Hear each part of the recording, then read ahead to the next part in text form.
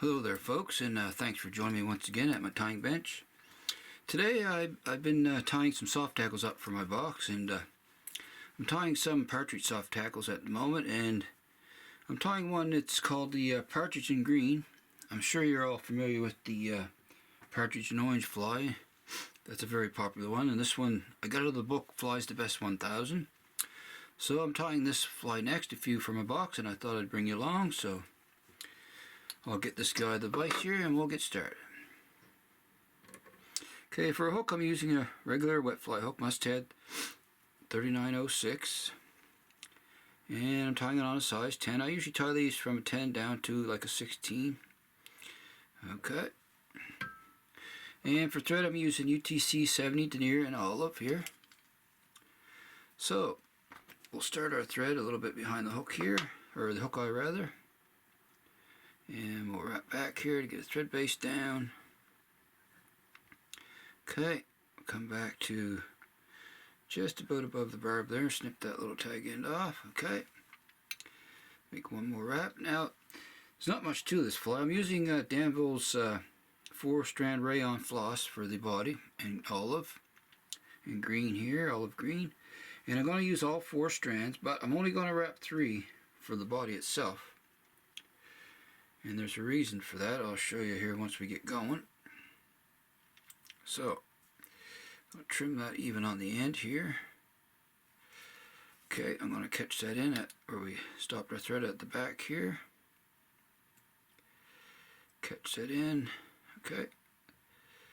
Come back a couple wraps. And I'll spin my bobbin counterclockwise, flatten that out there. I want to try it. Using floss, it's always good to get a smooth base down before you wrap the floss. Just gives a little neater looking body that way, smoother. And we'll make touching wraps as we go up here. And every once in a while I'll spin the bobbin again counterclockwise to keep it flat. Keep my thread nice and flat. Okay. Alright. So now what I'm going to do, I got 4 strands here, and I'm going to pick the one that's right over top. I'm just going to take 3 here, and one I'm going to put in the material clip. That's going to be the one that we're going to, there's a little trick here I want to show you. Well, I think I've showed it in other videos, I'm pretty sure. Yeah, I did. You may have already seen it, but I'll show you once again. Now, I'm going to take these 3 strands, I'm leaving one here in the material clip across the back there. So we'll begin to wrap our floss here. I'm having a little trouble wrapping floss today. I've been tying these, just my fingers are a little dried out and cracked, and you know, when it comes to floss, it don't take much to fray it, so I might get the odd fray in this when I'm wrapping it, but I'll just trim it out later where it's no big deal for a fishing fly. As long as you get the floss on there rather nice and tight. Just slightly overlapping wraps as I go up here. You may see there's a few frays there in the floss.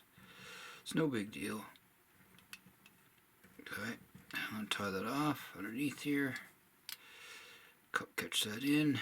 Another wrap underneath. I'll just turn the vise slightly and trim that off close. Just like so. And I got a couple frays there I want to trim out. Little strands. Alright, that's pretty good. Got one more there. Alright, actually I have 2 there I want to get out. I didn't see them ones. Alright, okay, now that other strand I left back, the reason I leave that there is I'm going to fold that over the top of the body here. And just keep that pulled tight, and then come around with bring your bobbin around, keep your tension on it as you come around. Okay, then I'm going to wrap back a couple wraps onto that. Couple in front, and I'll snip that out of there. Okay, I'm going to wrap back onto that a ways here, secure it well. Alright, now the reason I do that is because if you tie a lot of flies with floss bodies, you may have noticed after you catch a few fish or two, it starts to creep down the bend of the hook and the floss body unravels. But if you put that strand over top, when you make anything with a floss body, it'll keep that for quite a long time from coming down around the bend of the hook and make your fly last a lot longer. I just throw that little tip in there for you to show you how you do it. Okay, then the last step, of course, is our hackle, and I'm using some gray Hungarian partridge here. And we don't need a whole lot of strands. I'm just going to cut a little triangle there to tie that in. Tie that in right behind the eye here. Catch it in by the fibers there. It's always better to catch it in with a few fibers sticking out than the bare stem. It won't pull out so easy on you. Alright, so now we'll hope for the best and hope this doesn't break, because they are quite fragile, as you know, these hackles. So, alright, so I'm going to just try to preen those back a little bit there, where I want them going back. And I'm going to come down around. Just go easy with them, that's the main thing. Okay. One wrap, and you get like 2 or 3 wraps is all you're going to get off of these. Okay, going to catch that in there nice and tight. Release the pliers. Going to make a couple more wraps here to secure that down well. Okay, I'm actually going to lift up on the stem there and make a couple in front. Then you can either cut it, or you can sometimes just take it and give it a little pluck and it will come out just like so. That doesn't always work. If it doesn't, just snip them out. And as you can see, it's a sparse hackle. You don't want a lot of hackle on it. You don't want a lot of wraps. 2 to 3 wraps is plenty. Now I'm just going to come back and build a little head on him here. Nice and easy like here. You don't have to go back too awful far. Got a little strand there I want to snip out. Okay. And that's essentially done here.